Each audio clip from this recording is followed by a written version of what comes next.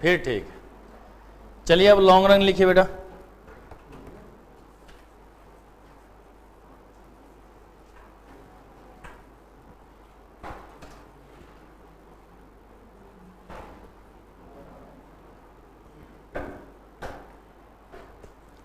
Long run production function. अगर कहीं पर भी लॉन्ग रन की बात करते हैं ना, अगर कहीं पर भी लॉन्ग रन की बात करते तो लॉन्ग रन में क्या बताया था कि बेटा all F of E R variable, all F of E R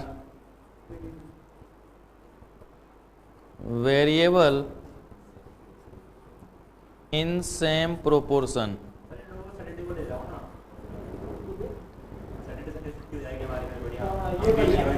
all F of E R variable in same proportion.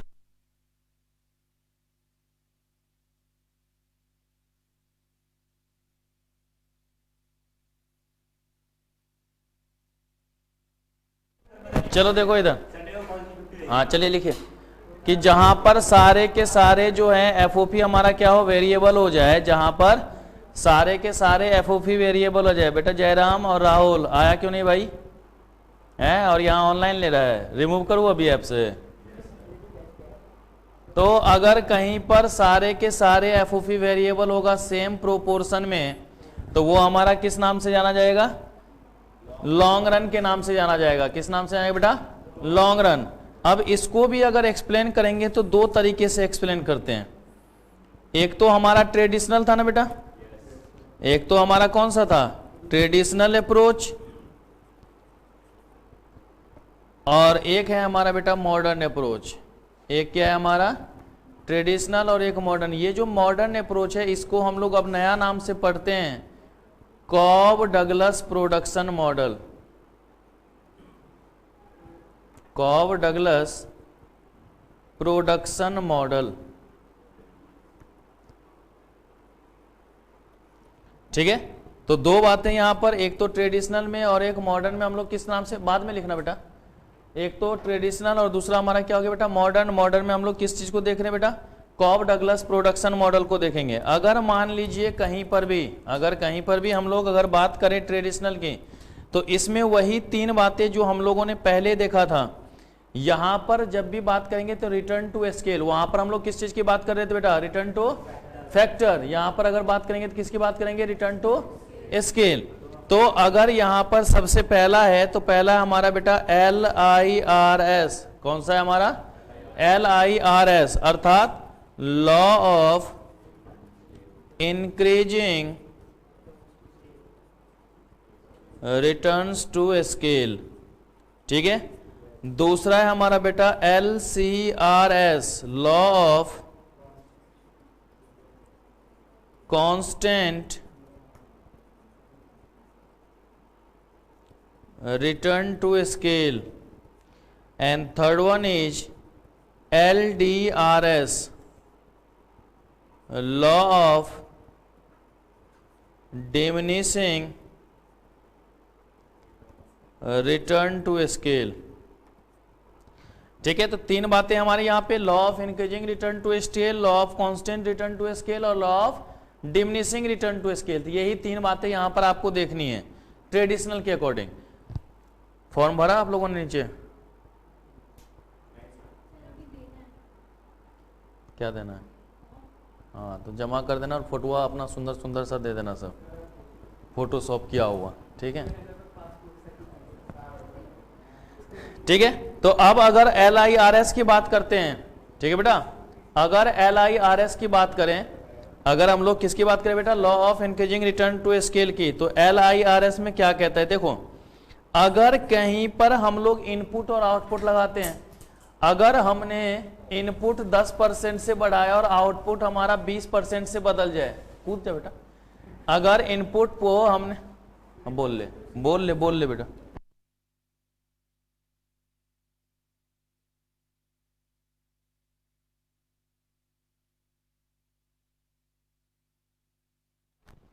ठीक है बेटा। तो अगर LIRS की बात करते हैं तो LIRS में क्या होगा कि percentage change in input, percentage change in input is less than percentage change in output. कि भाई इनपुट में जितना, मान लो कि इनपुट अगर हमारा 10% से चेंज हो रहा है और आउटपुट हमारा कितने परसेंट से हो जाए बेटा, 15% से, तो फायदा है या नहीं है कि नहीं? तो जहां पर इनपुट से ज्यादा बदलाव किस में हो जाए बेटा, आउटपुट में। ओ हीरो लिखना नहीं है।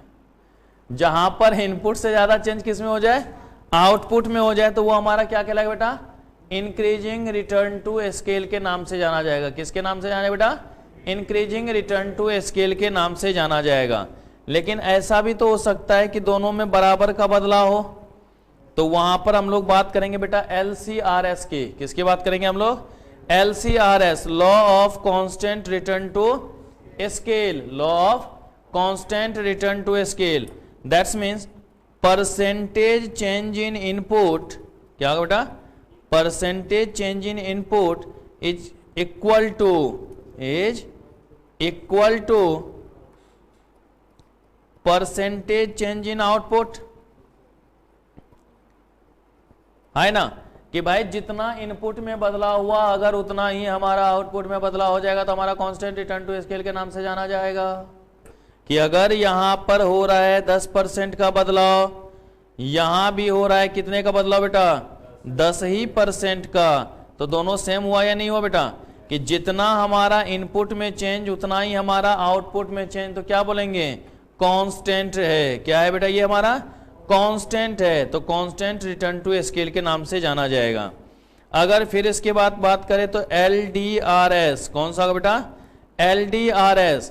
LDRS का मतलब होता है बेटा कि percentage change in input, percentage change in input is greater then percentage change in output. कि इनपुट हमने क्या करा, ज्यादा चेंज किया, आउटपुट में ज्यादा इफेक्ट हुआ नहीं। इनपुट हमने ज्यादा चेंज किया, आउटपुट में उतना इफेक्ट हुआ ही नहीं। तो अगर इस तरीके की कोई भी बातें होंगी तो वहां पर कौन सा होगा बेटा, डिमिनिशिंग रिटर्न टू स्केल। कि अगर हमने इनपुट को 10% से चेंज किया और आउटपुट में सिर्फ 5% बदलाव हो, जैसे मैंने बोला बेटा तुम 1 घंटा पढ़ना शुरू कर दो, तुम्हारा रिजल्ट जो है ना 10 नंबर से बढ़ जाएगा, ठीक है? या हमने बोला कि अगर 1 घंटा तुम और पढ़ना शुरू कर दो तो इको में तुम्हारे 60 आ जाएंगे। अब तुमने 1 घंटा पढ़ना शुरू किया और इको में 70 नंबर आ गए, है कि नहीं? बाँछें खिल जाएंगी, क्या बात है कि नहीं? इंक्रीजिंग रिटर्न, है कि नहीं? कि सर ने जितना बोला था उससे ज्यादा मिला। और अगर हमने बोला कि 1 घंटा मेहनत करो 60 नंबर आ जाएंगे और 60 ही आ जाए, तो क्या बोला, कांस्टेंट, सर ने जो बोला था वही हुआ। और अगर 1 घंटा पढ़ो और नंबर आ जाए 55, सर भी ना अपने आप को होशियार समझते हैं, बेवकूफ बना दिए, है कि नहीं? देखो गुलनाज मनी मनी यही सोच रही है अभी। ठीक है, तो यहां पर क्या होगा, इनपुट में ज्यादा बदलाव, इनपुट में ज्यादा बदलाव और आउटपुट में अगर कम होगा तो हमारे लिए क्या होगा, डिमिनिशिंग रिटर्न टू स्केल की बात करेंगे। किसकी बात करेंगे बेटा, डिमिनिशिंग रिटर्न टू स्केल की बात करेंगे। डिमिनिशिंग रिटर्न टू स्केल को हम लोग देखेंगे। तो ये चीज आप लोगों को ध्यान में रखनी है, ओके? पर फील तो यहां आएगा नहीं, लेकिन चलो पहले लिख लो फिर फील लेते हैं हम लोग।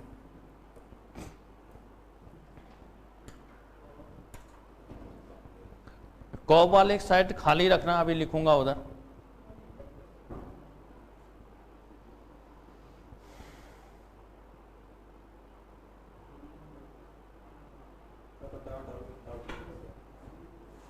कोई डाउट नहीं है, कर लूंगा।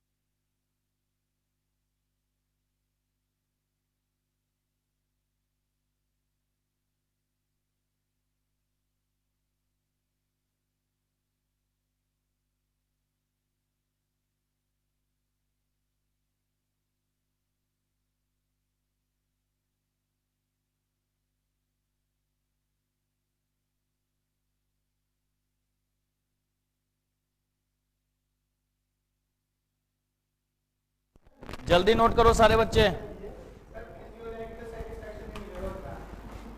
जल्दी नोट करो।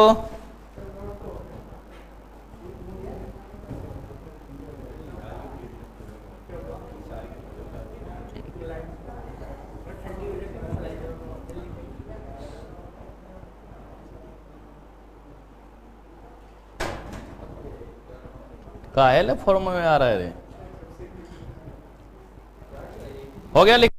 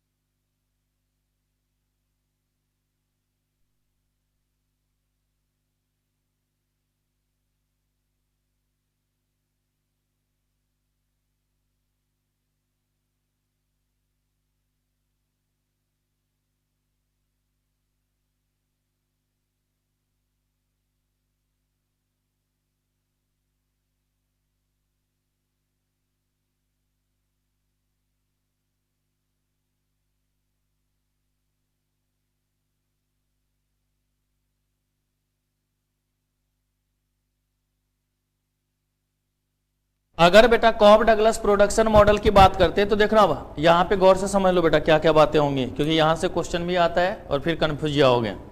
मैं बस पहले एक छोटा सा यहाँ पे काम कर रहा हूँ, उसी पे सारी बातें हमारी इसकी होनी है। मैं लिखता हूँ Q इज इक्वल टू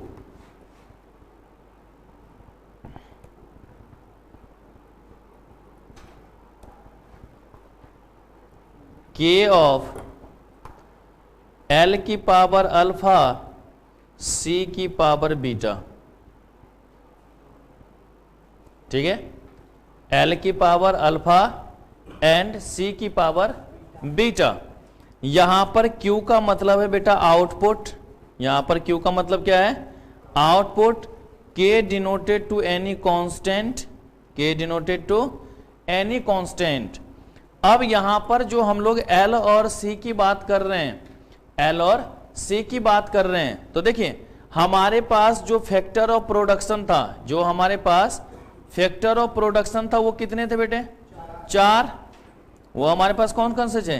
4। कौन कौन से? लैंड, लेबर, कैपिटल और एंटरप्रेन्योर। लैंड, लेबर, कैपिटल और एंटरप्रेन्योर। बेटा देखिए अगर हम लैंड की बात करें और कैपिटल की बात करें, दोनों जगह पे क्यों पैसा पैसा करते हो वाली बात है ना बेटा, दोनों पे मनी वैल्यू की बात है कि चाहे हम लैंड की बात करें, चाहे हम क्या करें? लैंड की बात करें, चाहे हम लोग क्या करें? कैपिटल की बात करें, तो इसको हम लोग कैपिटल से डिनोट करते हैं। क्यों? क्योंकि दोनों जगह पे क्या है बेटा? पैसे की बात करनी है, मनी वैल्यू की बात करनी है। लेकिन अगर लेबर और एंटरप्रेन्योर की बात करें, अगर हम लोग क्या करें बेटा? लेबर और एंटरप्रेन्योर की बात करें, तो यहां पर ह्यूमन बीइंग से रिलेटेड है या नहीं है बेटा? ह्यूमन बीइंग से रिलेटेड है ना। आज तो प्रोजेक्ट बंद नहीं हुआ ना, अब सुधर रहा है, बुखार ठीक हो गया। ठीक है, ये क्या होगा बेटा? ह्यूमन बीइंग से रिलेटेड है, तो इसको हम लोग लेबर कह सकते हैं या नहीं कह सकते बेटा? तो दो तरीके की बातें होंगी ना, कैपिटल और लेबर। क्या हो गया बेटा? कैपिटल और लेबर, ये दो तरीके की बातें आपको यहां पर ध्यान में रखना है। बेटा लोकेश इसलिए म्यूट कर देता हूं क्योंकि हम लोग फील लेते हैं, आप लोगों को फील नहीं देंगे। ठीक है, मैं बार बार वो म्यूट कर देता हूं ना, जिससे हम लोग बात कर रहे होते हैं, है ना? रिकॉर्डिंग खराब नहीं होनी चाहिए ना अपनी, तब शकल तो है ही खराब।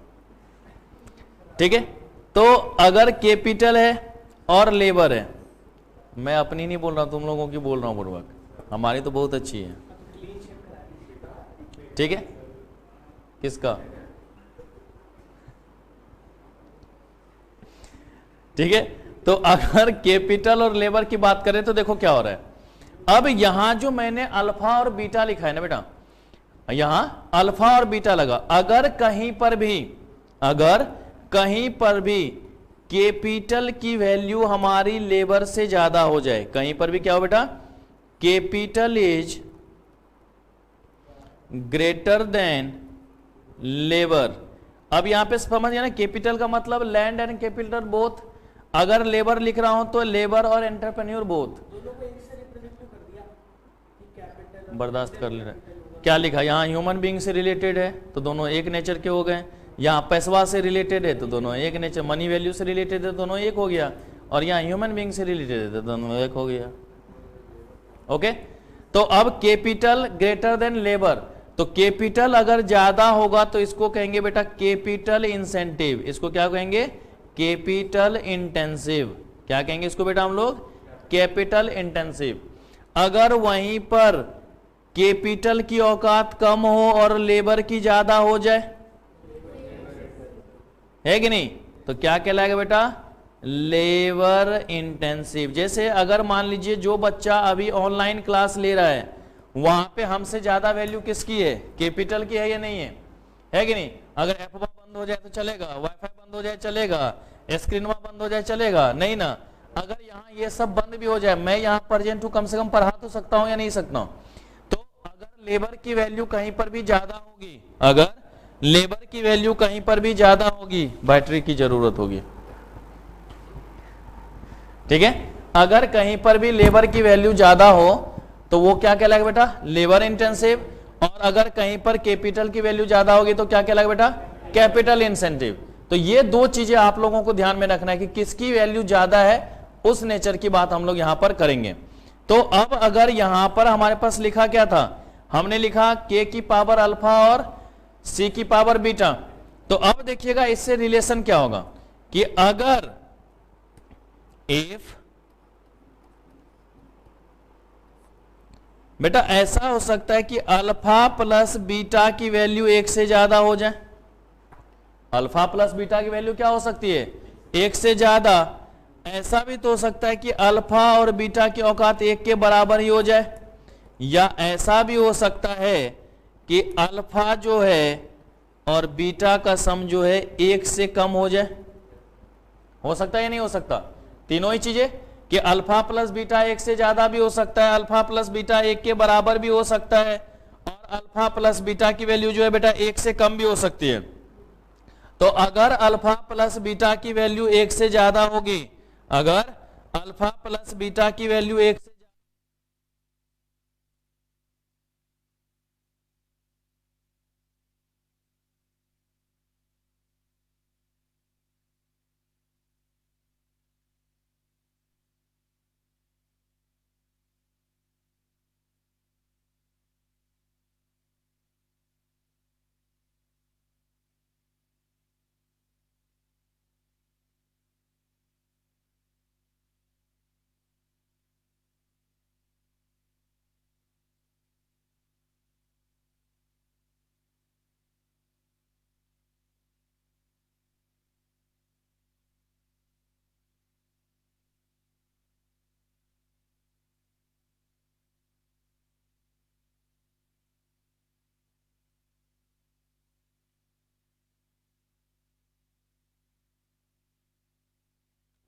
बेटा, तो क्या हो गया यहां पे कि अल्फा प्लस बीटा की वैल्यू एक से ज्यादा। अगर अल्फा प्लस बीटा की वैल्यू एक से ज्यादा होगी तो इसको कहेंगे LIRS। LIRS का मतलब समझते हैं ना? Law of increasing return to scale. अगर अल्फा प्लस बीटा की वैल्यू एक के बराबर हो तो क्या कहेगा बेटा? LCRS। क्या कह देंगे बेटा? LCRS। और अगर अल्फा प्लस बीटा की वैल्यू एक से कम हो तो LDRS की बात करेंगे। तो ये तीन चीजें हमें यहां पर ध्यान में रखनी जरूरी होगी कि अल्फा प्लस बीटा की वैल्यू क्या हो बेटा? एक से ज्यादा हो, अल्फा प्लस बीटा की वैल्यू एक के बराबर हो, और अल्फा प्लस बीटा की वैल्यू क्या हो? एक से कम हो। अब इससे एक चीजें हमें पता चल सकती है क्या? तो देखिएगा तनिक, हम यहां पर कुछ लिख रहे हैं, मोह भरी बातें। यस सर, जरूर सर, आपने कहा और हम ना करें, हिम्मत है हमारी। देखो, अगर कहीं पर अल्फा ग्रेटर देन बीटा हो जाए, हो सकता है या नहीं हो सकता? या अल्फा लेस देन बीटा हो जाए, बीटा में पूंछ लगा दिया मैंने, ठीक है, कि अल्फा ग्रेटर देन ज्यादा, अल्फा किसके ऊपर है बेटा, लेबर के ऊपर ना, तो यहां पे इसको लेबर इंसेंटिव कहेंगे या नहीं कहेंगे बेटा, कि अगर कहीं पर लेबर की वैल्यू ज्यादा है, लेबर की पावर ज्यादा है, तो वो हमारा क्या होगा, लेबर इंटेंसिव। और बीटा किसकी वैल्यू है बेटा, कैपिटल की ना, तो अगर कैपिटल ज्यादा होगा तो क्या होगा बेटा, वो कैपिटल इंटेंसिव के नाम से जाना जाएगा, ठीक है। तो ये दो चीजें भी हमें ध्यान में रखनी होगी या नहीं होगी, पक्की वाली बात, समझ गए, तो लिखो ना।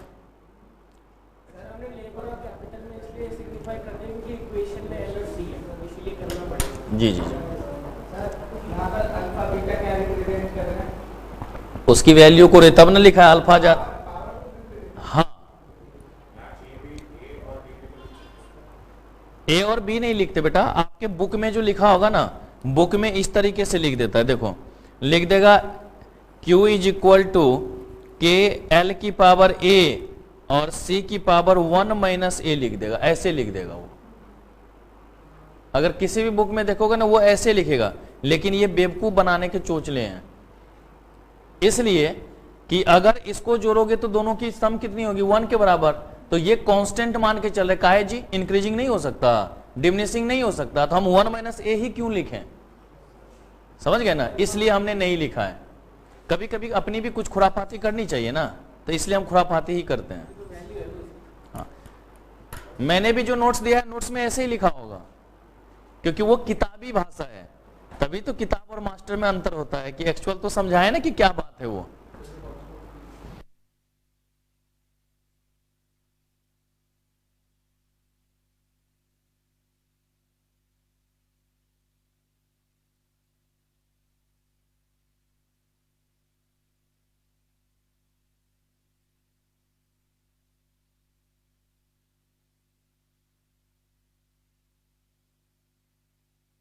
बेटा अल्फा बीटा जो है ना, वो वैल्यू रखी गई है, कुछ है नहीं, पावर है, उसकी वैल्यू रखी गई है। अभी मैं इस पे नीचे एक इक्वेशन लिखूंगा,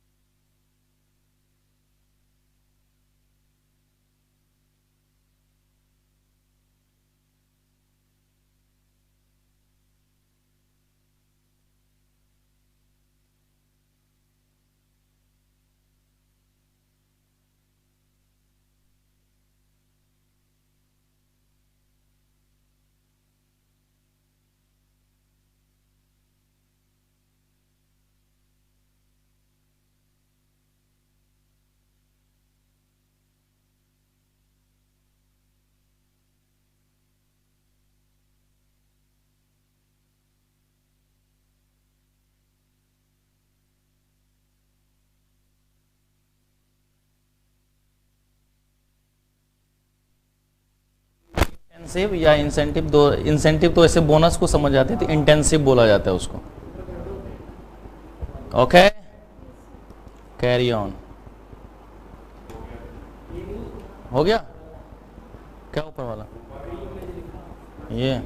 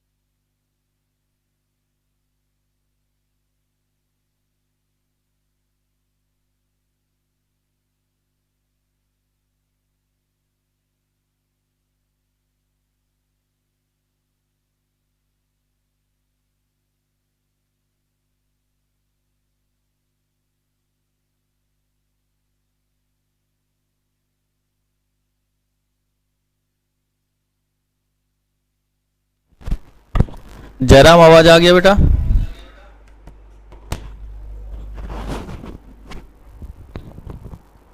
अब आई है बेटा आवाज?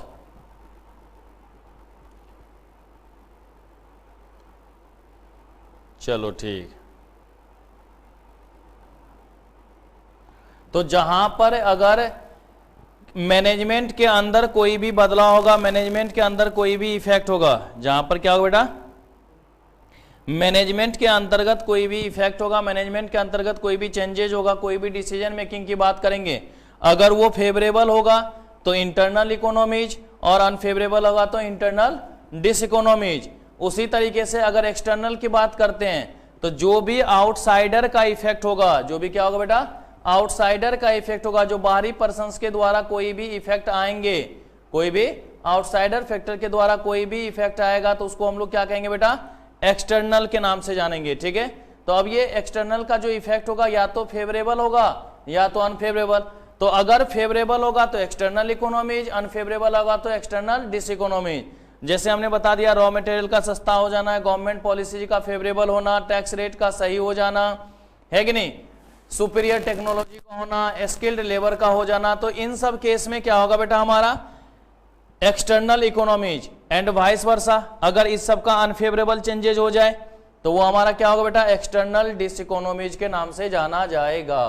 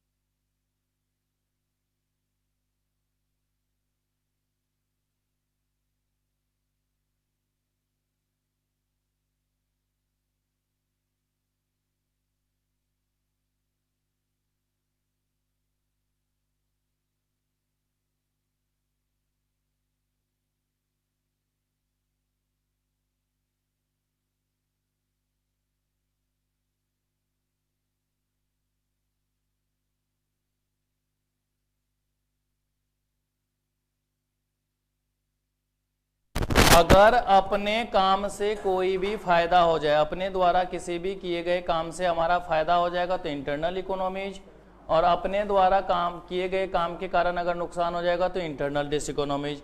बाहरी लोगों के कारण आपका अगर फायदा हो तो एक्सटर्नल इकोनॉमीज, और अगर नुकसान हो जाए तो एक्सटर्नल। अब जैसे मान लो अमन की गर्लफ्रेंड ने अमन को पढ़ने नहीं दिया और इसका रिजल्ट गड़बड़ हो गया, टॉप 5 से बाहर हो गया, तो ये क्या होगा बेटा, एक्सटर्नल डिसइकोनॉमीज, है कि नहीं। लेकिन उसने कान के नीचे 4 इसको बजा के दिया, चल पढ़ ले, है कि नहीं, और उसके कारण इसका रिजल्ट अच्छा आ जाए तो क्या होगा बेटा, एक्सटर्नल इकोनॉमीज। आसान शब्दों में आप समझ में होंगे, अब नहीं भूलेगा, हाँ ठीक। क्या हुआ,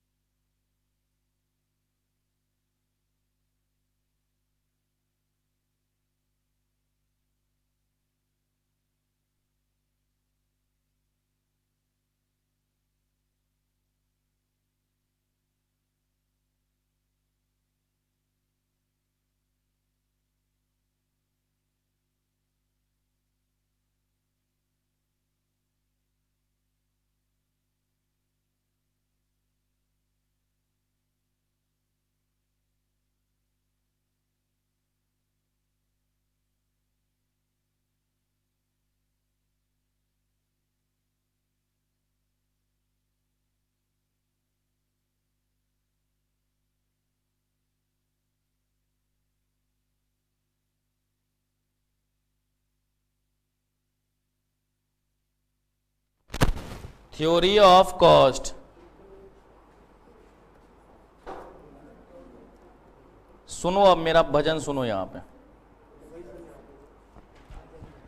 बेटा। देखो, कॉस्ट का मतलब लागत, कॉस्ट का मतलब क्या होगा बेटा, लागत।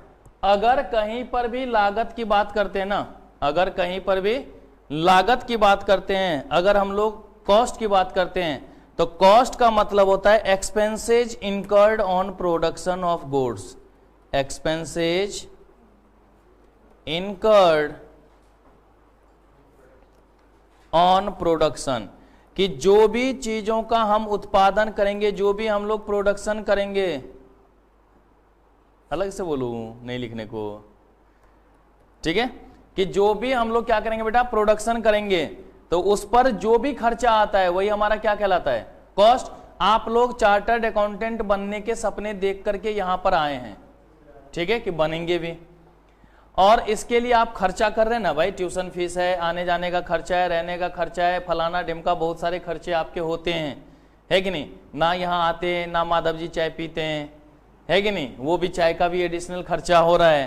कुछ लोग धुएं भी उड़ाते होंगे हवा में, हर फिक्र को धुएं में उड़ाता चला गया, तो ये सब चीजें भी होंगी, एक्सपेंडिचर तो है ना भाई, तो मतलब आपके इसी प्रोडक्शन का पार्ट है वो। तो अगर गुड्स को एग्जिस्टेंस में लाने के लिए जो खर्चा होगा वो हमारा क्या कहलाएगा बेटा, कॉस्ट के नाम से। देखो, इसको बहुत सारा अच्छे से पढ़ना, तुम लोग जब सीए इंटर में भगवानलाल सर कॉस्टिंग पढ़ाएंगे ना, तब वहां पर पता चलेगा। अभी यहां पर बस हम लोग इकोनॉमिक वगैरह की बात करते हैं, ज्यादा भावनाओं में बहने की जरूरत हमें है नहीं।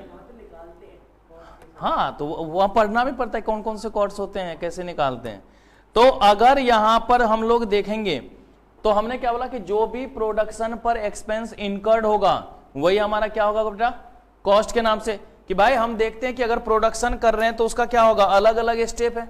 अगर कहीं पर भी हम प्रोडक्शन की बात करते हैं तो प्रोडक्शन के क्या है, अलग अलग स्टेप्स हैं भाई। पहले हम लोग देखते हैं कि रॉ मटेरियल वगैरह खरीद के लाते हैं, फिर उसमें क्या होता है प्राइम कॉस्ट निकालते हैं, फिर उसमें क्या होता है फैक्ट्री एक्सपेंसेज वगैरह होता है, उसके बाद जाकर के एडिशनल एक्सपेंडिचर होते हैं, तब जाकर के हम लोग निकालते हैं cost of goods sold, COGS।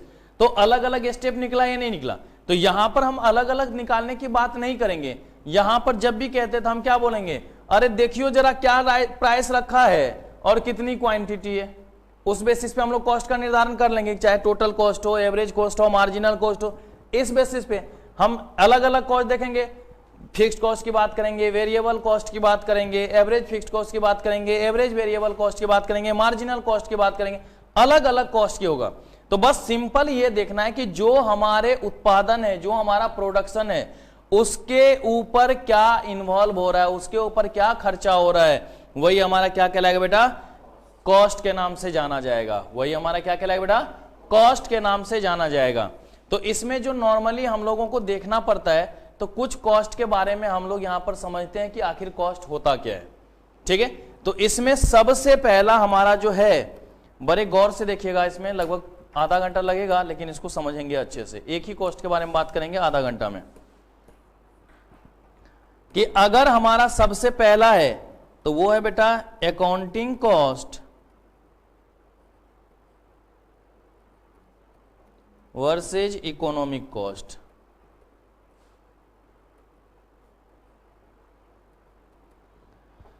Accounting cost versus economic cost. बेटा अगर अकाउंटिंग कॉस्ट की बात करें, अगर किसकी बात करें बेटा, accounting cost is also known as explicit cost.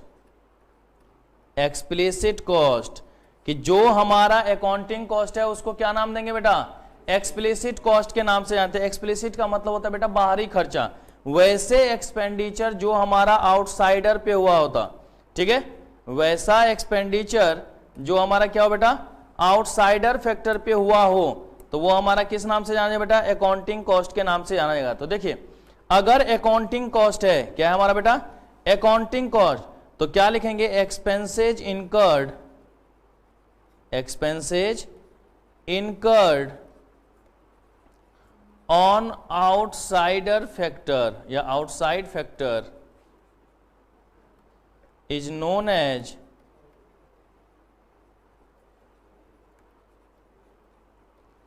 Accounting cost और एक्सप्लिसिट कॉस्ट।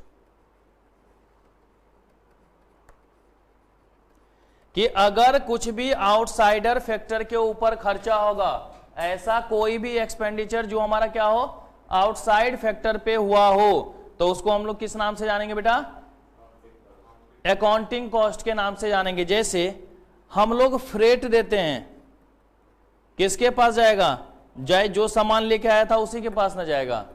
हम लोग वेजेज देते हैं, किसके पास जाएगा, जिसने काम किया है उसी के पास न जाएगा। हम रॉ मटेरियल परचेज करते हैं, उसका पेमेंट करते हैं, किसके पास जाएगा, जिससे खरीदे हैं उसके पास न जाएगा। कहा ये एंटरप्रेन्योर के पास रहेगा क्या, मैनेजमेंट के पास रहेगा, नहीं, बाहर की तरफ गया ना बेटा। तो ऐसा कोई भी एक्सपेंडिचर, कि जैसे मान लो मैं मालिक हूं, ठीक है, मैं एंटरप्रेन्योर हूं, अगर मेरे जेब से निकल करके अमन के पास चला जाए, संस्कार के पास चला जाए, गुलनाज के पास चला जाए, या निहारिका के पास चला जाए, तुम दोनों को नहीं छोड़ रहा हूं, ज्योति के पास चला जाए और कशिश के पास चला जाए, ठीक है, अगर इन लोगों के पास जा रहा है तो बाहर की तरफ गया ना बेटा, मुझसे दूर गया। तो अगर कोई ऐसा एक्सपेंडिचर हो जो मैनेजमेंट से बाहर की तरफ जा रहा हो, क्या हो बेटा, मैनेजमेंट से बाहर की तरफ जा रहा हो, तो उसको हम लोग क्या नाम देंगे बेटा, अकाउंटिंग कॉस्ट या एक्सप्लिसिट कॉस्ट। उसको किस नाम से जानेंगे बेटा, अकाउंटिंग कॉस्ट या एक्सप्लिसिट। एक्स का मतलब ही होता बाहरी, जिसका जीवन से अब लेना देना रहा नहीं, है कि नहीं। देखो खुश कितना हो रहा है, कोई थी, है कि नहीं, कुछ तो गड़बड़, बहुत कुछ गड़बड़ है, कुछ कैसे गड़बड़ है कि नहीं। तो एक्स बाहरी, जिसका अब जिंदगी में कोई ताक झांक ना हो, है कि नहीं। तो वैसे ही अगर एक्सपेंडिचर बाहर की तरफ गया है, बाहरी लोगों के पास चला गया है, जो अब हमारे पास नहीं है, तो वो हमारा किस नाम से जानेगा बेटा, एक्सप्लिसिट कॉस्ट या अकाउंटिंग कॉस्ट के नाम से जाना जाएगा। कि ऐसा एक्सपेंडिचर जो आउटसाइडर फैक्टर पे किया गया, आउटसाइडर को किया गया हो, है कि नहीं, कि ऐसा कोई भी पेमेंट जो कि आउटसाइडर को किया गया, तो वो हमारा किस नाम से जाने बेटा, एक्सप्लिसिट के नाम से। इसी में मैं भावनाओं में बहता हुआ एक नया नाम लिख देता हूं, और उसका नाम है बेटा इम्प्लिसिट कॉस्ट। क्या होता है, इम्प्लिसिट कॉस्ट। अब देखो भाई, ऐसा भी तो हो सकता है कि अमन की जिंदगी में कोई नई आ गई हो, क्योंकि तुम ही सामने बैठे हो, है कि नहीं। गुलनाज को लेंगे तभी रोने लगेगी वो, उसका एग्जाम्पल लेंगे रोने लगेगी ना, पक्की वाली बात नहीं, छोड़ो, वो बेचारा सीधा साधा है जलेबी की तरह, है कि नहीं। ये हमारा क्या होगा बेटा, इम्प्लिसिट कॉस्ट। इम्प्लिसिट का मतलब जो अभी आपकी जिंदगी में ताक झांक कर रहा हो, मतलब अंदर की तरफ हो, कि ऐसा कोई भी एक्सपेंडिचर जो मैनेजमेंट के पास खुद रह जाए। जैसे जो ओनर है उसका अपना बिल्डिंग हो और लिखेगा उसमें अकाउंट में rent paid, self owned building है ना बेटा, रेंटवा किसको दिया होगा? अपने आप को ना, है कि नहीं? एक जेब से निकाला और दूसरे जेब में डाल लिया, बोला छुपा के रख ले, रेंट है कि नहीं? क्योंकि भाई बिजनेस में तो एक्सपेंडिचर दिखाना पड़ेगा, है कि नहीं? और हम सभी ये जानते हैं सेपरेट लीगल एंटिटी वाली बात, both are separate from each other. ऐसी भी कुछ घटनाएं होती है शायद अकाउंट में, होती है ना? हाँ होती है। तो अगर कहीं पर ऐसा हो कि खर्चवा अपने पास रह जाए, अब मान लो कोई ऑनर है, बोले रुक एक सब्जेक्ट हम खुदे पढ़ाएंगे, टीचर पेमेंट मेड टू खुदे ना, है कि नहीं? तो एक जेब से उठा के दूसरे जेब में रख लेगा, टीचर को पेमेंट हो चुका है कि नहीं? हिसाब तो बन गया भाई। फिर उसके बाद अगर कोई ऐसी एडिशनल एक्सपेंडिचर कर रहा होगा जो उसके पास खुद रहे, जैसे कैपिटल लगाया है, बोलेगा इंटरेस्ट ऑन कैपिटल, होगा या नहीं होगा? खुद के पास रहेगा। तो ऐसा कोई भी एक्सपेंडिचर दिखे जो कमबख्त अपने पास ही रख रहा हो, तो वो हमारा किस नाम से जाना जाएगा बेटा? इम्प्लिसिट कॉस्टवा के नाम से जाना जाएगा। तो ऐसा कोई भी एक्सपेंडिचर हो किसी भी तरीके का कि एक्सपेंडिचर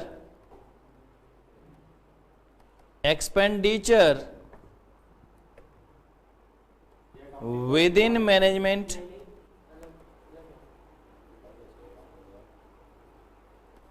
या यूं कह दे फॉर हिमसेल्फ, अपने आप के लिए। किसके लिए एक्सपेंडिचर कर रहा है? अपने आप के लिए। अब जरा यहां पे गौर से सुनना भाई, जो हमारा मेन कोर्स ऑफ बिजनेस है उससे रिलेटेड अगर एक्सपेंडिचर है कि नहीं। अब जैसे मान लो अगर अमन अपनी गर्लफ्रेंड के साथ घूमने चला जाता है और उसको बर्गर सरगर पिज्जा उज्जा खिला के लाता है, वहां खर्चा आएगा तो घर पे जाके क्या बोलेगा? ये भी फाउंडेशन में जोड़ दे, ना बाहर जाते ना वो पढ़ती, है कि नहीं? ऐसा तो नहीं है ना भाई, उसको तो नहीं देखेंगे। तो ऐसे खर्चे को हम लोग नहीं भैया, जो मैनेजमेंट के अंदर जो सही से उस गुड्स के लिए हुआ हो, तो वो हमारा क्या होगा? बिजनेस जो एक्सपेंडिचर हो वो क्या कहलाएगा, है कि नहीं? कि अगर मान लो कि अमन को मैंने बोला कि अमन तो इन बच्चों पे ध्यान रखना, जिस तरीके से क्लास मॉनिटर होता था बचपन में, तो इसमें भी हमने एक बना दिया कि अमन को मॉनिटर। अब अमन ने बोला कि अपने आप को सर्वा समझ लिया, राकेश की सर की तरफ से आज सबको पार्टी, है कि नहीं? दे दिया उसने पार्टी। अब मैं आऊंगा, बोलेगा सर पैसे दो। किस बात के भाई? आपके बिहाफ में आज मैंने पार्टी दी है, क्या मैं दूंगा?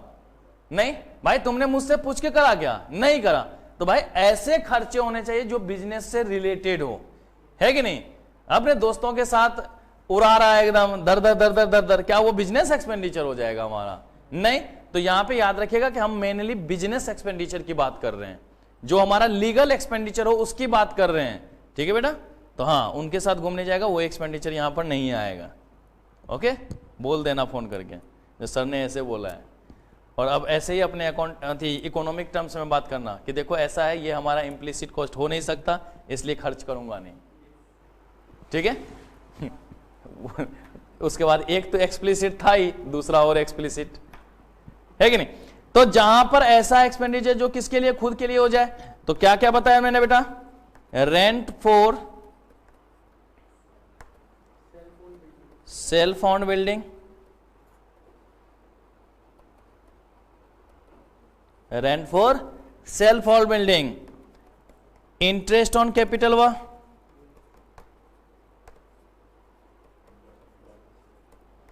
सैलरी एंड रेम्यूनरेशन,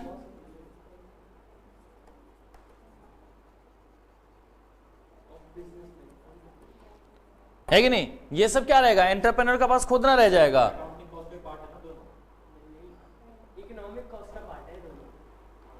अकाउंटिंग में तो लिखवा के खत्म कर दिया हमने, अलग है ये। बुड़बक यहाँ पे लिखवाने के बाद जब रॉ मटेरियल तक लिखवाया था तब नहीं बोला एक और कॉस्ट की बात कर लेते हैं हम लोग।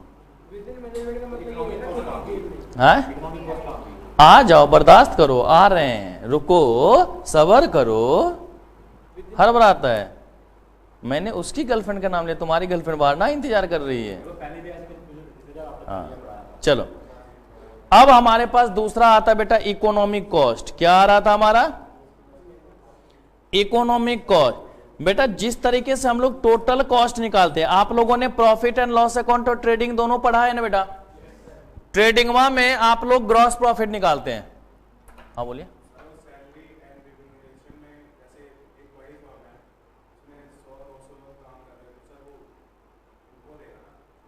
नहीं बेटा, मैं उसके लिए अपने आप के लिए मैं काम कर रहा हूं, तो उसके बदले मैं कुछ तो सैलरी लूंगा ना। रे बुर्बक, कौन सा? ये सैलरी और रेम्युनरेशन हो गया, प्रॉफिट। अरे भाई रे, एक वो बता, सेल्फ कैसे लिख दूं? जब यहां पे लिख दिया पहले ही मैंने हिम सेल्फ, तो अब कितनी बार सेल्फ लिखूं मैं? मैंने ऊपर भी क्या लिखा कि मैनेजमेंट अपने आप के लिए जो खर्चा करेगा, तो अपने आप के लिए क्या? अपना बिल्डिंग है उसका रेंट वसूल रहा है, इंटरेस्ट ऑन कैपिटल ले रहा है, अपना सैलरी रेम्युनरेशन ले रहा है, उसका खर्च बोल रहा बेटा। बड़ा फॉर्म हो या पूरा विश्व का फॉर्म हो, हम उससे मतलब नहीं, हम क्या ले रहे हैं उससे मतलब है। जो एंटरप्रेन्योर है वो भी तो, एक बता, मैं एंटरप्रेन्योर हूं, मैं अपने फंड में खुद भी काम कर रहा हूं, तो अपना भी तो सैलरी रखूंगा ना भाई। चाहे हम एक्सपेंडिचर दिखाए कोई दिखा, अपना सैलरी तो लेंगे ना। तो वो जो हमने रखा है तो वो मेरे ही पास रहेगा ना, लेकिन एक्सपेंडिचर तो सो होगा। तो ये सबका सैलरी एक्सपेंड नहीं है, ये किसका है? सिर्फ हिम सेल्फ। देखो मैंने यहां हिम सेल्फ लिखा हुआ, ये देखो ये छोटू जहां हाथ घूम रहा है देखो, ठीक है। हाँ, तो हिम सेल्फ का मतलब क्या होता है? अपने आप के लिए। हिम सेल्फ का मतलब क्या होता है? अपने आप के लिए ना। तो अपने आप के लिए जो सैलरी और रेम्युनरेशन ले रहा है उसकी बात कर रहे हैं। अच्छा, आप लोग को सभी सबको दे रहा है? अरे ना भाई, अपने आप के, इसलिए मैंने ब्रैकेट में फॉर हिमसेल्फ लिखा, ठीक है। तो जहां पर अपने आप के लिए होगा वही हमारा क्या कहलाएगा? अब देखो, अगर इकोनॉमिक, तो हमने क्या बोला कि आप लोग ट्रेडिंग बनाते हैं तो वहां से क्या आता है? Gross profit. हम लोग जब ट्रेडिंग बनाते हैं तो क्या आता है वहां से? Gross profit. और जब प्रॉफिट एंड लॉस बनाते हैं तो बैलेंस शीट में कौन सा प्रॉफिट ट्रांसफर करते हो? Net profit. सही है, अच्छा वो बता दिया, मैं तो जानता ही नहीं था, है कि नहीं? नेट प्रॉफिट करते हो, मतलब जितने भी तरीके के एक्सपेंडिचर हुए, अंदरूनी बाहरी, सबको निपटा दिया या नहीं निपटा दिया? बिजनेस से रिलेटेड जितने भी एक्सपेंडिचर हुए थे सबको निपटा दिया था, नहीं निपटा दिया था? तो मतलब हमारा टोटल कॉस्ट माइनस करने के बाद ही ना प्रॉफिट आया होगा। तो this economic cost is also known as just like total cost, ठीक है। कि हम क्या समझ सकते हैं कि टोटल कॉस्ट की तरफ ही होता, मतलब accounting cost plus implicit cost, है ना? अब समझे कि अगर इकोनॉमिक कॉस्ट की बात करेंगे तो क्या होगा? अकाउंटिंग कॉस्ट और इंप्लिसिट कॉस्ट दोनों को अगर मिला देंगे तो हमारा क्या बन जाएगा बेटा? इकोनॉमिक कॉस्ट बन जाएगा, ठीक है। अब देखिए, ये तो हमने कॉस्ट निकाल लिया इस तरीके से। बेटा एक बात बताओ, प्रॉफिट नाम की भी तो कोई प्रजाति होती है, तो अगर प्रॉफिट नाम की कोई भी प्रजाति है, प्रॉफिट, यहां पर प्रॉफिट को बेटा हम लोग डिनोट करेंगे पाई से। 22/7 वैल्यू मत लिख देना, पाई से डिनोट करते हैं। हाँ, पाई से ही डिनोट करते बेटा। तो अगर प्रॉफिट की बात करते हैं तो प्रॉफिट बराबर क्या होता है? Revenue minus cost, revenue minus cost. तो हाँ, बुरबा के वाली बात करते हैं। अगर यहां पर रेवेन्यू माइनस हमने कॉस्ट लिखा, तो बेटा एक बताओ, अगर अकाउंटिंग प्रॉफिट हमें निकालना होगा, क्या निकालना होगा बेटा? अकाउंटिंग प्रॉफिट निकालना होगा। यहां पे एपी से लिख देता हूं अकाउंटिंग प्रॉफिट, तो क्या लिखेंगे? Revenue minus accounting cost. भाई जिस तरीके का निकालना होता है वैसे ही नेचर की कॉस्ट को माइनस करेंगे या नहीं करेंगे? तो हमने क्या लिखा? Revenue minus accounting cost. अगर इकोनॉमिक प्रॉफिट की बात करें, किसकी बात करें बेटा? इकोनॉमिक प्रॉफिट की बात की जाए, जरा यहां पे अब गौर से देखना, यहां पे इकोनॉमिक प्रॉफिट बराबर हम लोग लिख सकते हैं revenue minus economic cost, revenue minus economic cost. अगर रेवेन्यू माइनस इकोनॉमिक कॉस्ट की बात करेंगे, अगर रेवेन्यू माइनस इकोनॉमिक कॉस्ट की बात करें तो देखिए यहां पर क्या अंतर होता है, किस तरीके की बातें हम लोग करते हैं। ठीक है, देखिए अगर इकोनॉमिक कॉस्ट है तो मैं इसको ऐसे लिख दूं रेवेन्यू, अभी कोई लिखना मत समझ लेना, मतलब पता नहीं क्यों नहीं समझते हो किस बात के लिए, अब बाद में वही बोलोगे सची समझ नहीं आया था। इससे 2 नंबर का क्वेश्चन आएगा बेटा, और 100% गलत करोगे, नहीं होगा जब मैं PDF भेजूंगा ना तब देखना। हाँ तो पेन नीचे रखो। अच्छा घुमा रहे हो, जादू चला रहे हो मेरे ऊपर। रेवेन्यू माइनस इकोनॉमिक कॉस्ट को क्या लिख सकते बेटा, accounting cost plus implicit cost लिख सकते या नहीं लिख सकते, इम्प्लिसिट कॉस्ट। पर मजा तो आएगा नहीं, ब्रैकेटवा खोल दो अब, revenue minus accounting cost minus implicit cost, है ना बेटवा। तनिक एक बात बताना, इस प्यार को क्या नाम दूं, क्या नाम दे बेटा इसको, अकाउंटिंग प्रॉफिट। क्या नाम देंगे बेटा, अकाउंटिंग प्रॉफिट देंगे या नहीं देंगे। तो अगर अकाउंटिंग प्रॉफिट नाम दे रहे हैं तो इस बेसिस पे हमारा काम जो बन रहा है वो इस तरीके का हो रहा है कि इकोनॉमिक प्रॉफिट, मैं सिर्फ ईपी लिख दूंगा तब समझ जाओगे ना, इकोनॉमिक प्रॉफिट, इकोनॉमिक प्रॉफिट बराबर accounting profit minus implicit cost. Implicit cost बेटा एक बताओ, इकोनॉमिक निकालने के लिए अकाउंटिंग में से इम्प्लिसिट माइनस किया ना, इसका मतलब इसकी औकात ज्यादा है या नहीं है, तब ना माइनस करने के बाद बराबर हुआ है। बेटा हमने यहां पर लिखा 5 माइनस 2, तब ना इधर 3 हुआ होगा, है कि नहीं। तो 3 ज्यादा कि 5 ज्यादा, 5 ज्यादा ना, तो मतलब accounting profit is greater than economic profit, accounting profit is greater than economic profit, कि अकाउंटिंग प्रॉफिट की वैल्यू ज्यादा है किससे, इकोनॉमिक प्रॉफिट से। अभी इसको 3 और 5 को हटा दो ना, समझ गए या रहने दो, इसको हटा दो।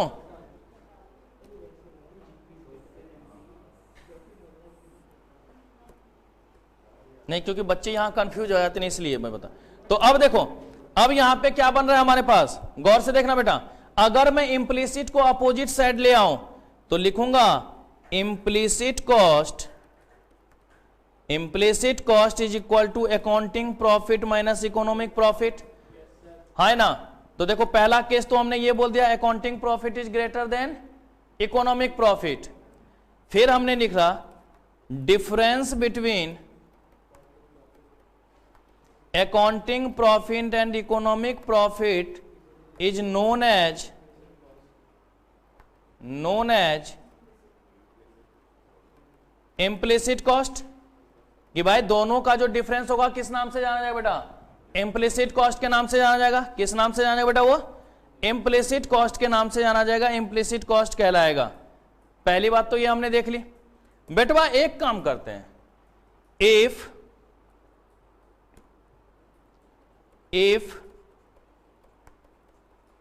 Implicit cost is 0, cost is 0, then accounting profit is equal to economic profit होगा या नहीं होगा। बेटा ये अलग लिखवा रहा हूं ना, ये समझ के चलो कि क्वेश्चन का आंसर लिखवा रहा हूं जो आपके एग्जाम में पूछेगा। अगर इम्प्लिसिट कॉस्ट 0 होगा तो क्या होगा, अकाउंटिंग प्रॉफिट बराबर इकोनॉमिक प्रॉफिट हो सकता है या नहीं हो सकता। बेटा क्या ऐसा कभी होगा कि इम्प्लिसिट कॉस्ट 0 हो जाए, सर हो सकता है, क्यों नहीं हो सकता। अरे क्यों नहीं हो सकता बेटा, मैंने सोचा एक कोचिंग खोल लूं, रेंट पे कमरा ले लिया, रेंट पे हमने ले लिया, तो मेरे पिताजी का तो बिल्डिंग है नहीं, दूसरे को ही जाएगा, बात खत्म। मुझे पढ़ाना नहीं आता, बस सिर्फ मैनेजमेंट करूंगा, पैसा भी टीचरे को जाएगा, सब कुछ दूसरे को काम कर रहा है, हम सिर्फ ओवरव्यू कर रहे हैं, 2-4 स्टाफ रख रखा है काम करने के लिए, पैसा किसके पास जाएगा। तो हमें क्या मिला, बाबा जी का ठुल्लू। नहीं ले रहा हूं ना मैं, है कि नहीं, हम सीधा प्रॉफिट अर्न करेंगे, और प्रॉफिट तो बिजनेस का होगा, हमारा तो होगा नहीं, हमारे पिताजी का तो है नहीं, क्योंकि हम तो जानते हैं कि हम और बिजनेस दोनों अलग अलग है। हम और बिजनेस क्या है, तो प्रॉफिट हमारे पिताजी का थोड़ी ना है, बिजनेस का है कि नहीं, हम तो उसका केयर टेकर हैं, काम खत्म। तो इम्प्लिसिट जीरो हो सकता है, ऐसी बात नहीं है कि इम्प्लिसिट जीरो ना हो सकता है, नहीं हो सकता, लेकिन ऐसी संभावनाएं नमन के बराबर होगी, नाखून जितनी, ना के बराबर। भाई कुछ ना कुछ तो इम्प्लिसिट कॉस्ट होगा ही होगा, लेकिन थ्योरेटिकली तो हम कह सकते हैं ना कि जीरो हो सकता है। ओके, तो ये फील हमें यहां पर आती है। मजा आया? नहीं आया? पहले नोट तो करो, फिर देखते हैं मजा आएगा कि नहीं। यहीं से लिखना है ना, मैं ज्यादा लिखवाऊंगा ही नहीं तुम लोगों को।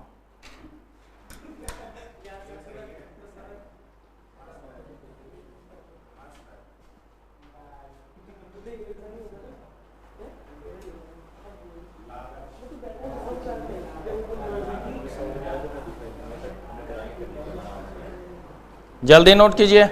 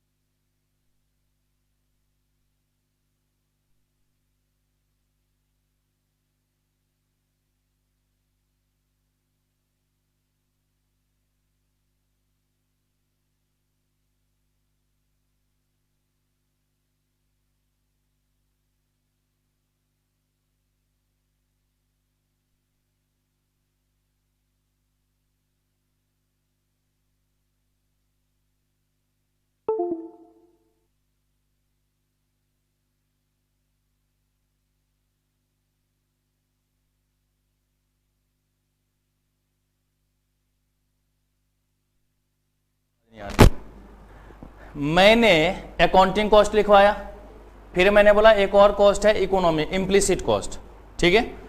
इम्प्लिसिट और अकाउंटिंग को मिला करके इकोनॉमिक कॉस्ट हुआ, दोनों को, तुम ही लोग बोलना, दोनों को मिला करके हुआ क्या, इकोनॉमिक कॉस्ट। तो जब दोनों को मिला के हुआ तो तुम इम्प्लिसिट और अकाउंटिंग को एक कैसे मान सकती हो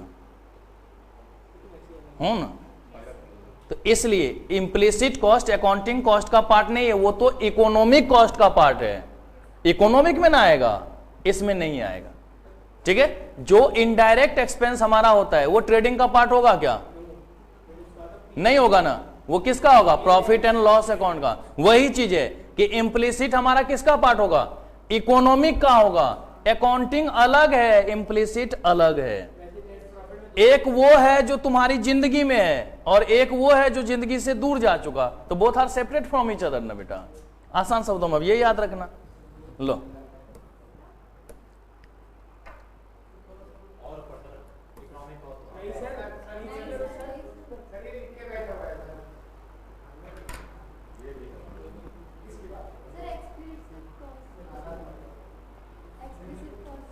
लिख लिया था ना,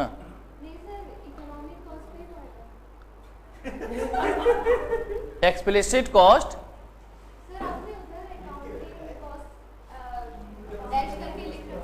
ये सर पहली क्लास में ना ऐसा भरना होता है ना, जब बंदा क्या बेटा,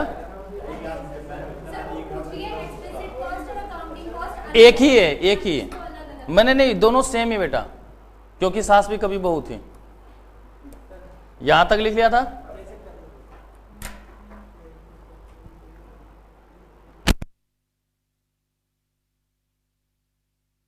ओ भाई पहले पूरा खत्म कर ले फिर ओवर, अभी जितना लिखाया है वो तो पूरा लिख ले तब ओवर करूंगा।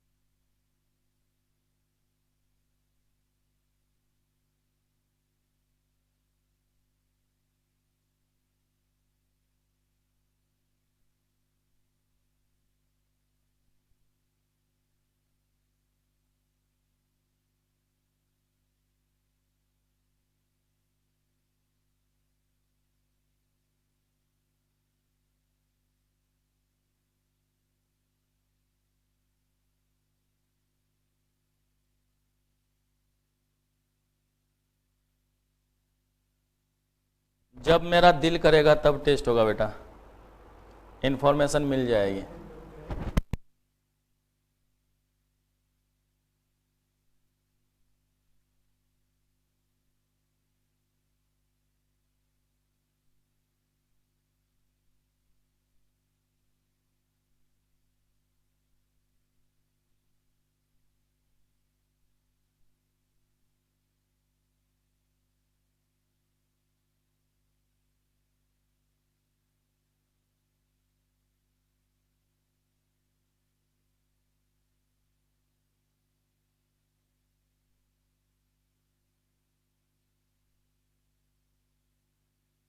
नेक्स्ट क्लास में कर लेंगे फिक्स्ड कॉस्ट, वेरिएबल कॉस्ट के बारे में, prime cost, direct cost, indirect cost के बारे में, स्टेप डेविएशन कॉस्ट के बारे में, वेरिएबल कॉस्ट के बारे में, ये सब सारी चीजें देखेंगे। और बाद में हम लोग देखेंगे कॉस्ट फंक्शंस को, जैसे तरह प्रोडक्शन फंक्शन था उसी तरह कॉस्ट फंक्शंस भी होगा, तो उसको भी हम लोग देखेंगे। डिफरेंट टाइप के कॉस्ट कर्व को बात करेंगे और कैसे कैसे कर्व होता है, किस किस तरीके का रिलेशन हो, तो वो सारी चीजें हम लोग यहाँ पर देखेंगे। ओके, जल्दी से नोट करो।